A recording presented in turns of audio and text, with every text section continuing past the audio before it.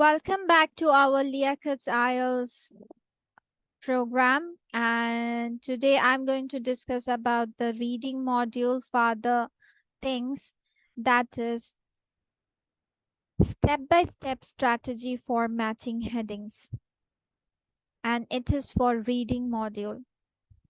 সবাই আমরা জানি যে matching headings reading module থাকে, and this is one of the difficult question types in reading module. So let's follow that what step you should go for doing matching headings. So step number 1, do the matching headings questions first. মানে বলছে যে আপনার যদি কোনো সেকশনে দেখছেন যে আপনার সেকশন 1, যেহেতু আমরা জানি সেকশন 1 2 3, সেকশন 3টা ডেলিবারেটলি আপনার একটু কঠিন হয়ে থাকে, বাট আপনি যদি দেখছেন যে সেকশন 2 তে আপনার লিস্ট অফ হেডিংস চলে আসছে, so make sure that you are doing that section first. যেহেতু আমার একটু টাইমটা এখানে বেশি কনজিউম হয়, so make sure that you are doing the headings first. অনেকে আবার ভাবেন যে হচ্ছে আমার মনে হয় আমি যদি ইজি কোয়েশ্চেন্স গুলো আগে করে ফেলতে পারি তাহলে আমি পরবর্তীতে একটু বেশি টাইম পেলাম, যেমন multiple choice questions, short answer questions, filling the blanks, এগুলোতে আপনার কম মানে কমপ্লিশনস গুলো, এগুলোতে আপনার কম সময় লাগে, তাহলে আমি এগুলো আগে করে ফেলি, পরে আমি কঠিন গুলোতে যাই যেগুলোতে বেশি সময়। অনেক সময় হয় কি যে এই সলিউশন করতেও আপনারা টাইমটা বেশি নিয়ে নিচ্ছেন, কারণ ওই যে যখন পাচ্ছেন না প্যানিকের জন্য আপনারা ওইখানে আরো বেশি টাইম ব্যয় করে ফেলছেন। So the best thing is that if matching headings are there, do it first. যেটা পারবেন না লিভ করে যাবেন, and recheck after you have finished all the sections. Then step 2, which is don't look at the headings first. Okay, why does it say like that? যেমন দেখেন আমরা true false not given questions A, as I have showed in the video, যে আমরা কি করেছি আগে কোয়েশ্চেনটা পড়ে নিয়েছি, then we move on to the passage. But here headings গুলো আগে পড়বো না। এখন হেডিংস গুলো মানে আগে কোয়েশ্চেন না পড়ে তাহলে আমরা কিভাবে তাহলে এখন প্যারাস গুলো পড়বো বা কি বলতে চাচ্ছেন? ওকে, step number 3 is read the paragraph and try to make headings for it. ওকে, আচ্ছা, এখন বুঝেছি যে কেন হেডিংসটা পড়বো না। কেন হেডিংসটা পড়বো না? হেডিংসটা পড়লে আপনি হচ্ছে মাঝে মাঝে এই যে প্যারার মধ্যে কনফিউজ হয়ে যাবেন, বারবার আপনাকে মনে হবে যে আচ্ছা আমি আবার কোয়েশ্চেনটাতে যাই, হেডিংস গুলো দেখি। সো বেটার হয় যে আপনি হেডিংস গুলো মানে কোয়েশ্চেন্স গুলোতে আগে না যেয়ে আপনি প্যারাগ্রাফে প্যারাটা পড়ে নিজেই একটা হেডিংস বানিয়ে ফেলেন, যে আচ্ছা এই প্যারাতে আপনার মূলত এই বিষয়টা ছিল। যেমন এখানে দেখেন আর্টিফিশিয়াল প্রথমে যে normal title attitudes towards artificial intelligence, okay, AI নিয়ে কিছু কথা বলবে।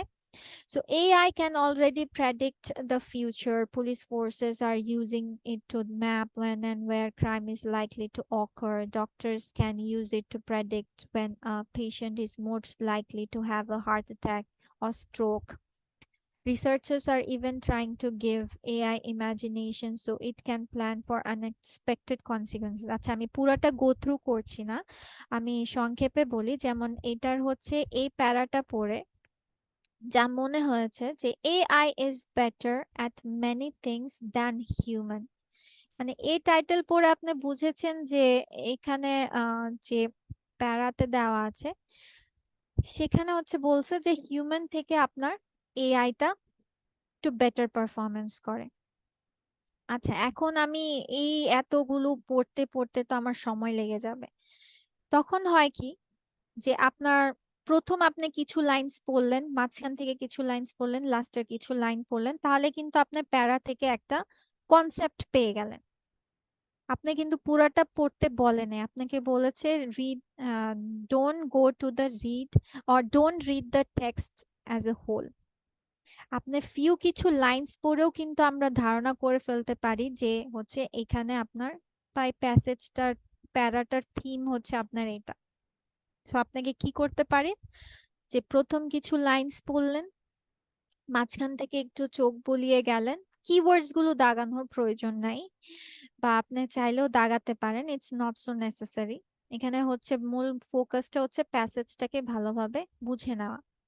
Few lines from first, last, and from middle point of it, you can find your heading. তারপর look at the headings and identify keywords in each. আচ্ছা, এবার বলেছে, যেহেতু আমি বলছি ওইখানে কিওয়ার্ডস দাগানো লাগবে কি লাগবে ওরকম টাইপের, কিন্তু হচ্ছে আইডেন্টিফাই কিওয়ার্ডস ইন ইচ। এবার হেডিংস এর যে কিওয়ার্ডস গুলো আছে আপনারা প্যাসেজের সাথে মিলিয়ে নিতে পারেন, মানে প্যারার সাথে কিছু আছে কিনা বা থিমের সাথে গিয়েছে কিনা আপনি সেভাবে মিলিয়ে নিতে পারেন। Then match your headings with the ones from the list. এবার আপনি কি করলেন, যে আপনার প্যারার সাথে আপনি যে হেডিংস গুলো বানিয়েছেন বা হচ্ছে কিওয়ার্ডস গুলো দাগিয়ে যা বুঝেছেন, যেটা যেভাবে আপনি বের করতে পেরেছেন, এবার হেডিংস গুলো আপনার লিস্টের সাথে মিলিয়ে দেখবেন যে কোনটা হয়েছে কোনটা হয়নি, কোনটা কি। Then step number 6 is if you still can't pick one, mark it and move on. বলছে যদিও আপনারা যদি না পারেন তাহলে আপনার কাজ কি, যে হচ্ছে জাস্ট মার্ক করেন এবং চলে যান নেক্সট কোয়েশ্চেনে। এটার জন্য একদম 10-15 মিনিট ওয়েস্ট করার মতো টাইম আপনার থাকবে না। আচ্ছা, ওইখানে তো আমি হচ্ছে সংক্ষেপে আপনার কিছু স্ট্র্যাটেজিস বলে দিয়েছি। এবার ওয়ান বাই ওয়ান আমরা দেখি আসলে কিভাবে আরো ভালোভাবে স্টাবলিশ করা যায়। So first one is, if this type of question is on the test, do it first. Don't look at the headings. Headings আমরা দেখব না। Read the first one or two sentences and the last sentence of each paragraph to understand the general meaning of the paragraph. যেটা আমি ওখানে বলেছিলাম যে আপনার পুরো প্যারাটা পড়ার প্রয়োজন নেই, ফার্স্ট কিছু লাইনস, লাস্টের কিছু লাইনস এন্ড মিডল থেকে কিছু আপনার sentences পড়তে পারেন। Don't worry about highlighting keywords in the test. Try to sum up the general meaning of each paragraph in one or two words. মানে আপনি একটা হেডিংস বানিয়ে নিলেন যে আচ্ছা এই প্যাসেজে ইনফরমেশনটা দেওয়া আছে, যেমন আমি এক্সাম্পলে দেখিয়েছিলাম যে AI is better than human in many sense, so ওরকম। Look at the headings and identify keywords with each heading. মানে এবার আপনি যে হেডিংস গুলো দিয়েছেন ওগুলো কিওয়ার্ডস গুলো আপনি হচ্ছে আইডেন্টিফাই করে ফেলতে পারেন with the list of headings আপনার দেওয়া। Match any headings that are very obvious and you are sure about. এরপর আপনি যেটা শিওর আপনি দাগিয়ে ফেললেন। For the others, write 2 or 3 headings beside the paragraphs. Identify the difference between each of the headings. Establish if there are any synonyms in the paragraph to keywords in the headings. তার মানে কি বলতে বলছে, আপনি চাইলে হচ্ছে একটাতে আপনার বিষয়টা কনভে হচ্ছে না, আপনি আরো 2-3টা হেডিংস আপনার মতো করে করে নিতে পারেন, যে আচ্ছা এটাও বুঝাইছে, আচ্ছা পাশাপাশি আমি আরো কয়েকটা দিয়ে নিলাম for your sense.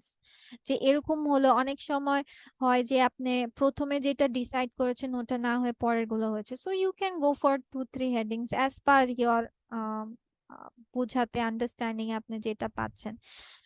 But yes, you also need to follow that synonyms, কারণ আমরা জানি যে IELTS প্রোগ্রাম গুলোতে synonyms, antonyms, paraphrasing অনেক ইউজ হয়। সো মেক শিওর যে আপনি কিওয়ার্ডস এর ওগুলো ধরতে পেরেছেন বা প্যারার ওগুলো আইডেন্টিফাই করতে পেরেছেন। Then if you can't still pick one, move on. The answer will often reveal itself later. Repeat until finished. So এই প্যাটার্নটা আপনার একটার পর একটা করতে থাকবেন। First of all don't go for the matching headings question, যদি থাকে এটা আমরা আগে করব, দেন হেডিংসে তাকাবো না। হেডিংসে তাকানোর পরিবর্তে আমরা প্যারাস গুলোতে যাব, প্যারাগুলোতে পড়ে ফার্স্ট কিছু লাইন, লাস্টের কিছু লাইন, মিডল কিছু লাইন পড়ে আমরা কি বুঝলাম বা কি থিম ছিল এটা একটু হেডিংস নিজেরা লিখে ফেললাম। একটার জায়গায় দুইটা তিনটা দিতে পারি as per your understanding. দেন এবার আপনি হচ্ছে কোয়েশ্চেনের হেডিংস এর সাথে আপনি যে কিওয়ার্ডস গুলো দাগিয়েছেন বা হেডিংস দিয়েছেন সেগুলো মিলিয়ে দেখতে পারেন। দেন আপনারা যেটা নিয়ে শিওর যে হ্যাঁ এটার সাথে তো এই ইনফরমেশনটা মিলে গেছে, then you can go with it. আর যদি না পারেন, just pick one, pick to the go on, move on to the another question.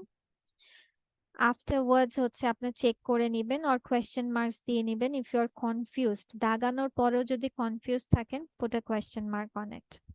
So that's the strategy you're gonna follow for reading, I mean matching headings in reading module.